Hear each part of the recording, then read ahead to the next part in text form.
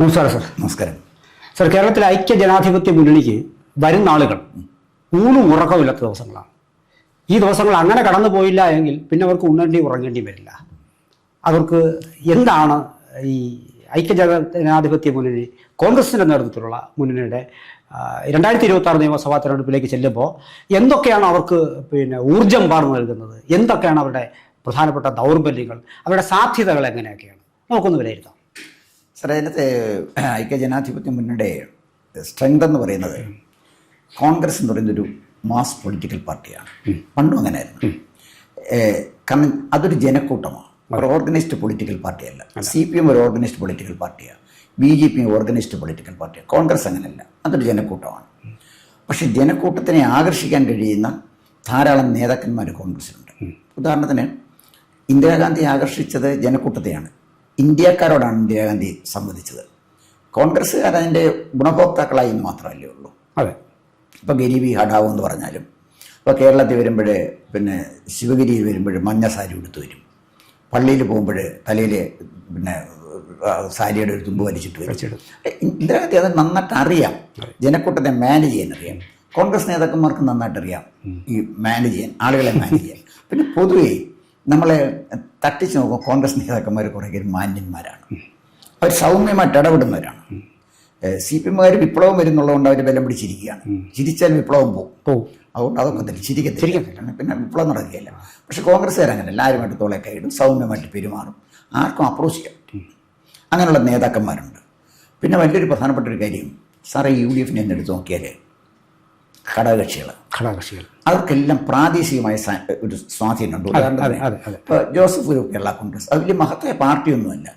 കോട്ടയത്തും തൊടുപുഴയും ഇടുക്കിയിലുമൊക്കെ ചില പോക്കറ്റുകളിൽ അവർക്ക് കുറച്ച് സ്വാധീനമുണ്ട്, കുറച്ചേ ഉള്ളൂ, പക്ഷേ അത് സ്വാധീനമുണ്ട്. കൊല്ലത്തോട് സാർ നോക്കിയാൽ RSP നീണ്ടകര മുതൽ നീണ്ടകര വരെയേ ഉള്ളൂ. 2-3 നിയോജക മണ്ഡലം ജയിപ്പിക്കാൻ അത് മതി, അത് കൂടുതലൊന്നും വേണ്ടി വരത്തില്ല. ഇപ്പോൾ ഇത്തിരി ദുർബലമാണെങ്കിലും RSPക്ക് കുറച്ച് വേരുകൾ അവശേഷിക്കുന്നുണ്ട്, അതൊക്കെ ഉള്ളൂ. അതാണ് അതിൻ്റെ കാര്യം. പിന്നെ ശക്തമായൊരു ഘടകകക്ഷിയാണ് ലീഗ്. അത് ശക്തമായൊരു ഘടകകക്ഷിയല്ലേ. CPM അങ്ങനെ പറയാനില്ല. CPM ഒഴിച്ചു നിർത്തിയാൽ അന്ത്യശ്വാസം ഭരിച്ചുകൊണ്ടിരിക്കുന്ന CPI അതിനെ ചുമന്നുകൊണ്ട് പോകണം, ചുമക്കണം. CPM അല്ലാതെ തന്നെ നടക്കത്തില്ല. പിന്നെ ലീഗ് ഇവിടെ നിൽക്കുന്നു, INL ഇവിടെ നിൽക്കുന്നു. ആരാണ്ടൊരുത്തൻ INL ഉണ്ടെങ്ങാണ്ട് പിന്നെ മലബാറിലെ കണ്ടുണ്ടെന്ന് പറയാം, ആരാന്ന് എനിക്കും അറിയത്തില്ല. ലീഗിന് അങ്ങനെയാണ്. ലീഗിന് ഇഷ്ടംപോലെ നേതാക്കന്മാരുണ്ട്. പിന്നെ ശ്രേയാംസ് കുമാറിൻ്റെ പാർട്ടി ഒരിടത്ത് പോലും ഇല്ല സാറേ. ശ്രേയാംസ് കുമാറിന്റെ പാർട്ടി, ശ്രേയാംസ് കുമാർ അതാണ് നിയമമാണ്. അതൊക്കെ ചുമക്കുന്ന ചുമ്മാ സീറ്റ് കളയുകയാണ്. അതുകൊണ്ട് ഈ പിന്നെ ഇവിടെ കൽപ്പറ്റയിൽ സീറ്റ് കൊടുത്തു ശ്രേയാംസ് കുമാറിന്. കെട്ടിവെച്ച കാശ് കിട്ടാതെ തോറ്റുപോകും. അത്രയും ആളുകൾക്ക് ഇവരെയൊന്നും ഇഷ്ടമല്ല, അതാണ് എൻ്റെ കാര്യം. പിന്നെ മാതൃഭൂമി പത്രം കയ്യിലിരിക്കുന്നതുകൊണ്ട് നല്ല ടീഷർട്ടൊക്കെ ഇട്ട് പടമെടുത്ത് അച്ചടിച്ച് വരാമെന്നുള്ളതല്ലാതെ ഇതിനകത്ത് കാര്യമില്ല. അപ്പം CPMനോ അല്ലെങ്കിൽ LDFനോ അത്തരം ഘടകകക്ഷികളില്ല. കോൺഗ്രസിനകത്ത് അങ്ങനല്ല. UDFിലെ ഘടകകക്ഷികൾ കൊച്ചു കൊച്ചു ഘടകകക്ഷിയാണെങ്കിലും അവരുടേതായ സംഭാവനകൾക്ക് അവർക്ക് ചെയ്യാൻ കഴിവുണ്ട്, അവർക്കത് പറ്റും. അപ്പോൾ എല്ലായിടത്തും കേരളത്തിൽ ഒരേപോലെ കോൺഗ്രസിന് കഷ്ടപ്പെടേണ്ട, കുറച്ച് അധ്വാനം അവരും ചെയ്യും. അതാണ് കോൺഗ്രസിൻ്റെ ഒരു ഗുണം. അതാണ് അത് അവരുടെ ഒരു സ്ട്രെങ്ത് തന്നെയല്ലേ. ഉറപ്പായി. ഇനി സാറേ, നമ്മൾ ഈ അവർക്ക് അനുകൂലമായ ചില ഘടകങ്ങളെന്ന് പറയുന്നത് ഇപ്പോൾ കേന്ദ്ര സർക്കാർ വിരുദ്ധ ചില ചിന്ത അവർ ഉണർത്തി വിട്ടിട്ടുണ്ട്.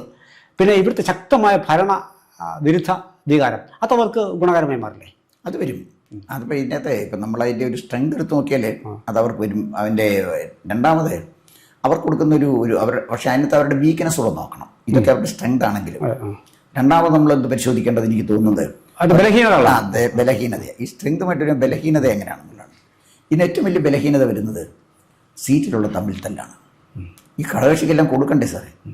ഈ ആകെ 150 സീറ്റേ ഉള്ളൂ. 14,000 സീറ്റ് കിട്ടിയാലും കോൺഗ്രസിന് തികയത്തില്ല. അത്രയും നേതാക്കന്മാർ റെഡിയായിട്ട് നിൽക്കുക. അതാ വീക്ക്നെസ്. അതാ ഞാൻ ഈ പറഞ്ഞത്. അപ്പോൾ ഇതിൻ്റെ വീക്ക്നെസ് ഈ ഘടകകക്ഷികൾക്കെല്ലാം സീറ്റ് കൊടുത്തേ ഇവർക്ക് നിൽക്കാനൊക്കത്തുള്ളൂ. അത് അവരുടെ ഒരു വീക്ക്നെസ്സാണ്. പിന്നെ മറ്റൊരു പ്രശ്നം വെച്ചാൽ കോൺഗ്രസിനകത്ത് തമ്മിൽ തന്നെ നല്ല ഗംഭീര അടിയിൽ നടക്കുന്നേ. അത് എന്തെല്ലാം പറഞ്ഞാലും ഈ നേതാക്കന്മാരുടെ ആധിക്യം വരുമ്പോൾ നേതാക്കന്മാരുടെ തമ്മിത്തല്ലും വരുമല്ലോ. അത് നമ്മുടെ ശീലം എന്നാണ് അവർ പറയുന്നത്. അതവരുടെ ശീലം. അപ്പോൾ അടി നടക്കണം എന്നുള്ള അവരുടെ ശീലമാണ്. തെരഞ്ഞെടുപ്പ് മുമ്പൊരു പരിപാടിയാണ്. പിന്നെ അവരുടെ ഒരു ആചാരപരമായി കണ്ടില്ലയോ? ഷാഫി പറമ്പിൽ ഒരുത്തന്നെ പൊങ്ങാക്കി പിടിക്കുന്നുണ്ടില്ല, അയാൾക്ക് പ്രസംഗിക്കണമെന്ന്. അപ്പോൾ നമ്മൾ വിചാരിച്ചാൽ മഹത്തായ കാര്യം പറയാനാണ് പ്രസംഗിച്ചത്. അപ്പോൾ ഇവിടെ ഞങ്ങൾ ജയിക്കുമെന്ന് പറയുന്നത് അതിനകത്ത് അതിൻ്റെ അവർ കൂടുന്നത് ഇത്തരം കോമാളികളെ എന്താ വിശേഷിപ്പിക്കുന്നത്? ഇവന്മാരുടെ തമ്മിത്തല്ല് തന്നെ ഇതിൻ്റെ ഒരു വലിയ വീക്ക്നെസ്സാണ്, കോൺഗ്രസിൻ്റെ വീക്ക്നെസ്സാണ്. അതോട്ടൊരു വീക്ക്നെസ് തന്നെയാണ്. അതുപോലെ വ്യക്തമായ ഒരു മുഖ്യമന്ത്രി സ്ഥാനത്തേക്ക് ഒരാളെ ഉയർത്തിക്കാട്ടാൻ കഴിയാത്തതൊരു, അത് സ്ഥാനമോഹികൾ മുഖ്യമന്ത്രിയാകാൻ തന്നെ ഒരു 3-4 പേരുണ്ടെന്ന്. അപ്പം അതൊക്കെ തിരിച്ചടിക്കുമോ അതോ? അതവരുടെ ത്രട്ടാണ്, അതൊരു ത്രട്ട്. അത് നമുക്ക് പിന്നിലേക്ക് വരാം. ഇതവരുടെ വീക്ക്നെസ്സാണ്. ജയിച്ചു കഴിയുമ്പോഴേ ത്രട്ട് വരുന്നത്, അതിലേക്ക് വരാം. അപ്പം ഇത് ഇത്രയും അവരുടെ വീക്ക്നെസ് തന്നെയാണ്. പിന്നെ അവർക്കുള്ള അവസരം കോൺഗ്രസിന് കിട്ടിയിരിക്കുന്നൊരു നമ്മുടെ PS ശ്രീധരൻപിള്ള പോലെ പറഞ്ഞ പോലെ സുവർണാവസരം. അതാ ഇപ്പോൾ ഈ ഭരണവിരുദ്ധ വികാരം ശക്തമാണ് സാറേ. ഭരണവിരുദ്ധ വികാരം ജയിക്കുമോ തോക്കുമോ എന്നൊക്കെ രണ്ടാമത് നിൽക്കട്ടെ. സാറാ ഇന്നിറങ്ങി നോക്കിയാൽ ഈ ഭരണത്തിനെ ഇഷ്ടപ്പെടുന്ന ആളുകൾ വളരെ കുറവാണ്. അതിശക്തമാണ് ഭരണവിരുദ്ധ വികാരം. അതിനെ അവർക്ക് നന്നായിട്ട് യൂട്ടിലൈസ് ചെയ്യാൻ കഴിഞ്ഞാൽ കാരണം വെച്ചാൽ കഴിഞ്ഞാൽ ഞാൻ പറയാനുള്ള കാര്യം, കമ്മ്യൂണിസ്റ്റ് പാർട്ടിയുടെ മിഷണറിയെ നമ്മൾ അണ്ടർ എസ്റ്റിമേറ്റ് ചെയ്തിട്ട് കാര്യമില്ല. കൃത്യമായിട്ട് ജനങ്ങളിലെത്താനും അവരോട് കാര്യങ്ങൾ വിശദീകരിക്കാനും വലിയ കാര്യമായ പലേച്ഛയൊന്നും ഇല്ലാതെ പ്രവർത്തിക്കാനും കഴിയുന്നൊരു കേഡർ പാർട്ടിക്കുണ്ട്. തന്നെ കമ്മ്യൂണിസ്റ്റ് പാർട്ടിയും കൊണ്ട് നടന്ന ആളുകൾക്കൊക്കെ അത്യാവശ്യം ജോലി കിട്ടിയിട്ടുണ്ട്. എന്തെങ്കിലും ഒരു ഗുണഭോക്താക്കളാണ് കമ്മ്യൂണിസ്റ്റ് പാർട്ടിയും കൊണ്ട് നടക്കുന്ന ആളുകൾ, ഗുണഭോക്താക്കളാണ്. അപ്പം അത്ര ശക്തമായൊരു കേഡർ അവർക്കുണ്ട്. അപ്പം അത് വലിയൊരു ഓപ്പർച്യൂണിറ്റിയാണ് കമ്മ്യൂണിസ്റ്റ് പാർട്ടി കൊടുത്തിരിക്കുന്നത്. പക്ഷേ അത്ര ഒരു കേഡർ ഇല്ലാത്തത് കോൺഗ്രസിനെ സംബന്ധിച്ചിടത്തോളം കോൺഗ്രസിൻ്റെ ഒരു വീക്ക്നെസ്സാണ്. പക്ഷേ അവർക്ക് കിട്ടിയിരിക്കുന്ന സാധ്യത എന്താണെന്ന് ചോദിച്ചാൽ ഭരണവിരുദ്ധ വികാരം അവർക്ക് നൽകിയിരിക്കുന്ന ഒരു ഓപ്പർച്യൂണിറ്റി ഫലപ്രദമായിട്ട് അവർക്ക് വിനിയോഗിക്കാൻ കഴിഞ്ഞാൽ ഈ 26-ലെ തെരഞ്ഞെടുപ്പിൽ കോൺഗ്രസിന് വിജയസാധ്യത തീർച്ചയായിട്ടും പ്രതീക്ഷിക്കാൻ കഴിയും. അടുത്ത് ഈ 3ാം മുന്നണിയിലൊരു കടന്നുവരവുണ്ട്. BJPയുടെ സ്വാധീനം വർദ്ധിച്ചു വരുന്ന സാഹചര്യത്തിൽ അത് എങ്ങനെ ബാധിക്കും എന്നുള്ളതും കൂടി ഒരു വിഷയമാകില്ലേ? അത് കോൺഗ്രസിൻ്റെ ഒരു ത്രട്ടാണ്. അത് കോൺഗ്രസിൻ്റെ വലിയൊരു ത്രട്ടാണ്. കോൺഗ്രസ് നേരിടുന്ന ത്രട്ടുകളിലൊന്ന് ഈ 3ാം മുന്നണി വന്നതോടുകൂടി കോൺഗ്രസിനകത്ത് വലിയൊരു വിഭാഗത്തിൻ്റെ വോട്ട് നേരെ BJPയിലേക്ക് പോയി. അതായത് കോൺഗ്രസിന് നഷ്ടപ്പെട്ട വോട്ടെന്ന് പറഞ്ഞാൽ പ്രത്യേകിച്ച് നായർ കമ്മ്യൂണിറ്റിയുടെ വോട്ട് പണ്ട് എൻബ്ലോക്കായിട്ട് കോൺഗ്രസിൻ്റെ കിട്ടിയിരുന്ന വോട്ടാണ്. അതിൽ വലിയൊരു വിഭാഗം അത് കോൺഗ്രസിൽ നിന്ന് ഒലിച്ചുപോയി. പിന്നെ അവർ ചില നേതാക്കന്മാരെയൊക്കെ മുന്നേ നിർത്തി അത് മെയിൻറ്റെയിൻ ചെയ്യാൻ അവർ ശ്രമിക്കുന്നുണ്ട്. ഒരു പരിധിവരെ അവർ അതിനകത്ത് വിജയിക്കുന്നുമുണ്ട്. അതില്ലെന്ന് നമുക്ക് പറഞ്ഞിട്ട് കാര്യമൊന്നുമില്ല. അപ്പം കംപ്ലീറ്റ് ആയിട്ട് അങ്ങ് ചോർച്ച വരാതെ അത്യാവശ്യം ചോർച്ച തടഞ്ഞു നിർത്തി കാര്യങ്ങൾ ചെയ്യാനുള്ള ഒരു ശ്രമം കോൺഗ്രസിൻ്റെ ഭാഗത്ത് നിന്ന് ഉണ്ട്. പക്ഷേ എങ്കിലും ഈ 3ാം മുന്നണി സാർ പറഞ്ഞതുപോലെ അവർക്കൊരു ത്രട്ട് തന്നെയാണ്. പക്ഷേ ഇപ്പോഴത്തെ തെരഞ്ഞെടുപ്പിൻ്റെ റിസൾട്ട് നമ്മൾ നോക്കാമെങ്കിൽ നമ്മൾ കോൺഗ്രസിൽ നിന്ന് പോകാവുന്ന അവർക്ക് നഷ്ടപ്പെടാവുന്ന വോട്ടുകളുടെ വലിയൊരു ശതമാനം നഷ്ടപ്പെട്ട് കഴിഞ്ഞു. ഓൾറെഡി BJPയിലേക്ക് പോയല്ലോ. കുറച്ച് വോട്ടുകളുണ്ട്, അതവർ മെയിൻറ്റെയിൻ ചെയ്താൽ മതി. അതിന് പറ്റിയ നേതാക്കന്മാർ അവർക്കുണ്ട്. നഷ്ടപ്പെട്ട വോട്ടുകളെ പൊയ്ക്കോട്ടെ, ഇനിയും വോട്ട് നഷ്ടപ്പെടാതെ നോക്കി കോൺഗ്രസിനെ മുന്നോട്ട് നയിക്കാൻ പറ്റുന്ന നേതാക്കന്മാർ കോൺഗ്രസിനകത്തുണ്ട്. കേരളമെമ്പാടുമുണ്ട്. അവർക്ക് അതിന് ഒരു പഞ്ചവുമില്ല. ഒരു പഞ്ചവുമില്ല. CPM-നൊക്കെ തന്നെ പലപ്പോഴും സ്ഥാനാർത്ഥിയെ വാടകയ്ക്ക് എടുക്കേണ്ടി വന്നിട്ടില്ല. ഈ ക്രിസ്റ്റി ഫെർണാണ്ടസിനെ വന്നിട്ടുണ്ട്, സെബാസ്റ്റ്യൻ പോളിനെ. ഇടതുപക്ഷ സഹയാത്രി എന്നൊക്കെ പറഞ്ഞാലും പാർട്ടിയുടെ കേഡറിൽ വരുന്ന ആളുകളല്ല. അങ്ങനെ പലരെയും അവർ കടമെടുക്കേണ്ടി വന്നിട്ടുണ്ട്. കോൺഗ്രസിൻ്റെ ഇത് വന്നിട്ടില്ലല്ലോ. കോൺഗ്രസ് ഒരു സ്വതന്ത്ര സ്ഥാനാർത്ഥി പിന്താങ്ങേണ്ട ഗതികേട് കോൺഗ്രസിന് വന്നിട്ടുണ്ട്. ഇല്ല, അവർക്ക് നല്ല സ്ഥാനാർത്ഥി ഉണ്ടല്ലോ, ഓൾറെഡി ഉണ്ട്.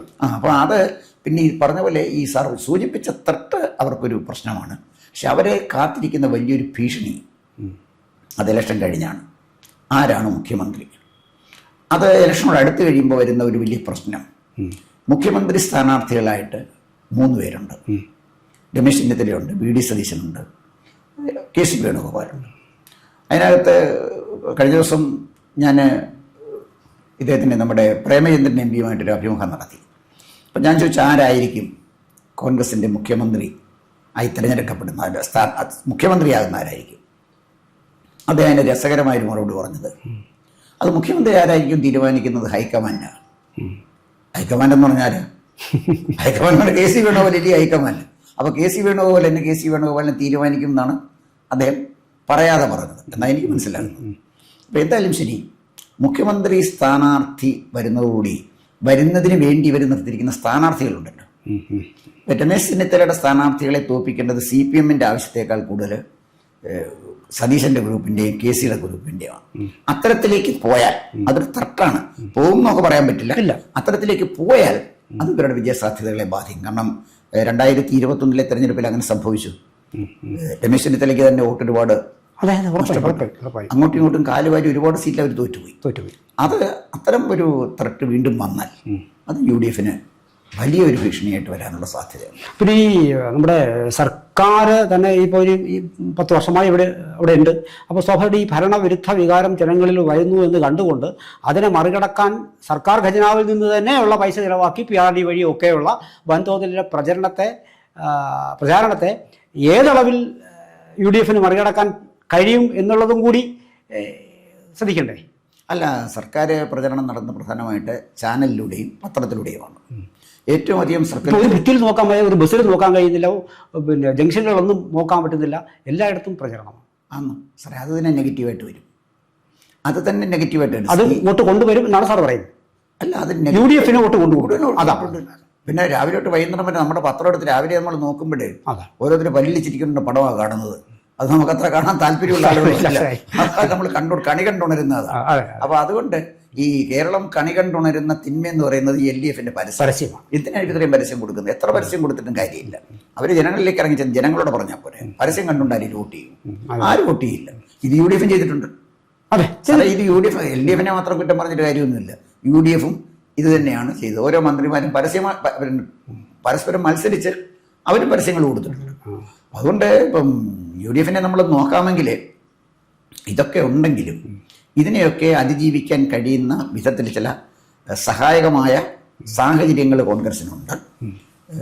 അത് തിരഞ്ഞെടുപ്പിന് എങ്ങനെ കോൺഗ്രസിനെ അനുകൂലമായിട്ട് വരും എന്നെനിക്ക് അറിഞ്ഞൂടാ. പക്ഷേ കോൺഗ്രസ് നേരിടുന്ന ഏറ്റവും വലിയ ത്രട്ട് അവർ ഈ വെൽഫെയർ പാർട്ടി മൗദൂദിയുമൊക്കെ ഉണ്ടാക്കിയിരിക്കുന്ന ബന്ധമാണ്.